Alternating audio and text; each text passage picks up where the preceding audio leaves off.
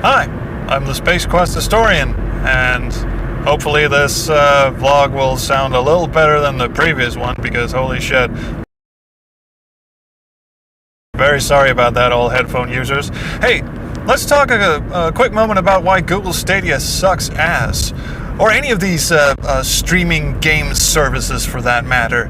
The whole idea of streaming games, as well as streaming movies and TVs, come to think of it, but let's talk about games first and foremost, is really not very good. I mean, I can see the appeal obviously being that you don't need a fancy console or an expensive computer with all the latest gear to be able to play all the latest games. You just plug in your, dare I say, equally expensive Chromecast Ultra, and you connect your Google Stadia controller to it with much difficulty, I'm led to assume, and then you can play any game that's on the Google Stadia platform. It just gets streamed to you. You don't need to install it. You don't need to fiddle with discs. You don't need to download upgrades. It just works in theory. In practice, it doesn't work at all unless you have weapons-grade internet that never hiccups and never craps out. And even then, you'd be hard-pressed to, find a game that actually performs adequately. I'm told, again, I haven't actually played Google Stadia, and I have no intention of doing so. The real problem isn't the myriad of issues that plague game streaming. It's because, it's kind of obvious in a way. You're sending an input from a controller to a data center somewhere, like a bunker that's a million miles away in the deserts of Nevada, whatever the shit, and it has to get picked up by the computer there that's actually running your game, sent all the way back to where you are, and it has to happen within a nanosecond, like a split second. And it has to do so while also transmitting graphics in, 1080p or 4K or however much you're planning to play this on. And this is graphic intensive stuff. It's not like a movie or TV series where, there are certain bits of a movie where, the encoder will crap out, like, rain and snow and stuff that's happening on screen. Like, if there's a lot of action on screen, it's the encoder tends to crap out. You tend to get these artifacts. That happens all the time in games. There's like tons of particle effects and there's just tons of shit happening on screen all the time. So of course the video quality is going to suffer.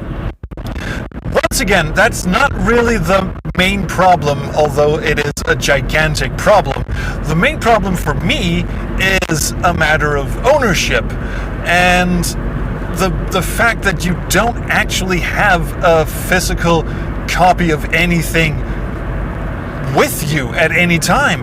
You have the Chromecast connecting to the data center, and it's transmitting the game to you. You don't actually have the game at home. And I realize that's the whole point of a streaming service, is you don't have to bother with discs and installations and upgrades. But that's actually more a detriment than it is a boon. Now hear me out before you just type "okay boomer" in the comments.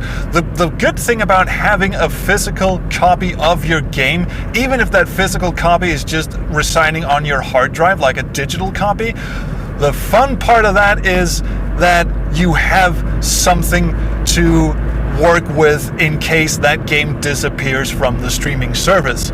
So if, and this is not just out of the blue, there are precedents for this, if whoever owns the publishing rights disappear off the face of the earth, or they decide to pull the game from the store, or if Google Stadia just decides to crap itself and die, which would not be a surprise. Google are famous for letting products that they own shit the bed and then quietly sulk away.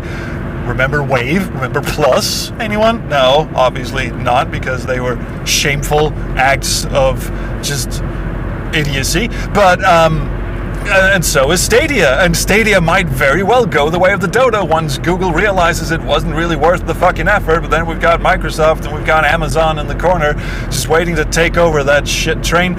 And see, the problem again is the physical copy of it. I do realize, and I will get into this, Now, for your benefit, if you own a digital copy on Steam, obviously you have to connect to the Steam server in order to play it. So again, you have stuff installed on your computer, but you can't actually run it unless it communicates with Steam. And what happens 50 years from now when Steam is just a bygone memory? Well, you still have files to work with. You can still, I don't know, with some tenacity, reverse engineer the fucking thing, get it running. I know there are piracy groups who have anti-Steam removal thingies. Don't ask me how they work or why I know that, but I know they do. So you can still get that thing running. Why am I so up in arms about getting things running? I think you all know where this is heading. Digital conservationism is important. We conserve music, we conserve movies, we have big vaults of the fucking stuff. There was a giant fire at the Universal archive somewhere, and we lost a bunch of master tapes from the Universal Library, anything from Nirvana to Nine Inch Nails to popular stuff that you might have heard of. It's just gone forever, and it's a massive, huge loss. And the same is happening with games. I don't know if you've ever seen Ross Scott's Accursed Farms channel. He's very much involved in this idea of digital conservationism and how games as a service is essentially just shooting that in the face. People's hard work that they've spent years creating can just be, gone at the whim of some draconian entity like a publisher or Google Stadia or just anyone in that massive chain from creator to publisher to streaming service. Someone there could shit the bed. Does anyone remember PT, that wonderful survival horror thing that was out on PlayStation, downloadable for a brief second, and then Hideo Kojima got into a fight with someone, I don't know. But anyway, the thing is pulled. You can now buy PlayStations on eBay that have PT installed, but, God help you if you actually connect that fucker up to the internet, because then the PlayStation Network will go in and delete it off your fucking PlayStation. This is the sort of draconian shit. It is not beyond the scope of evil of corporations, game corporations, publishers, whatever, to just yank shit away that people have slaved over for years and years of their life. What do they care? They absolutely don't. I don't know if you're familiar with Jason Scott from the Internet Archive. There's a lot of Scotts around, aren't there? He's also very interested in this thing called the digital conservationism thing, which might be why he's so closely affiliated with archive.org that have a bunch of archive stuff there. These are people who deserve admiration and respect, even though, I guess, you could argue from a technical standpoint that some of the stuff that they've archived falls within the classification of piracy. And I'm going to go out on a limb here and just say thank fucking God for piracy. Because of course you can make the argument, no, you shouldn't have piracy because you don't want to steal people's hard work. You want to make sure that people who work hard on games or movies or books or TV shows or whatever get compensated for their hard work. And I completely agree with that. I think there has to be a line somewhere that can be drawn where you can support a person who's created a fine work of art.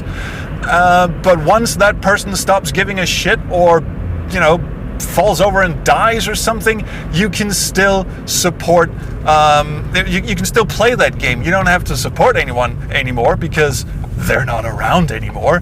And you really can't. With Google Stadia, they can yank that fucking game off their shelves anytime they want. They can stop you in the middle of playing and just say, you can't play this anymore. But I paid for it. Yeah, you paid for it. But you paid for the privilege of playing it. You didn't pay for a copy of it, which is a terrible shame. So fuck Google Stadia, fuck streaming. And yes, this also applies to like streaming movies and TV shows on Netflix and HBO and all of this. And I'm a little iffy on that as well. It's like we're trading convenience for history. We're trading off the ability to look back in 50 years on the things that were accomplished and the things that people did just for the convenience of fewer button presses. or fewer handling of physical media and whatever. And I concur. There are problems with physical media as well. It's a piece of shit sometimes. The discs get scratched, and download stores can crap out and all that. But at least it's better than streaming service. So anyway, I'm about to get on a freeway, and I don't think we want a repeat of last week's abysmal sound quality. So I think that's it. Thank you so much. See you around the Chrono Stream. Bye.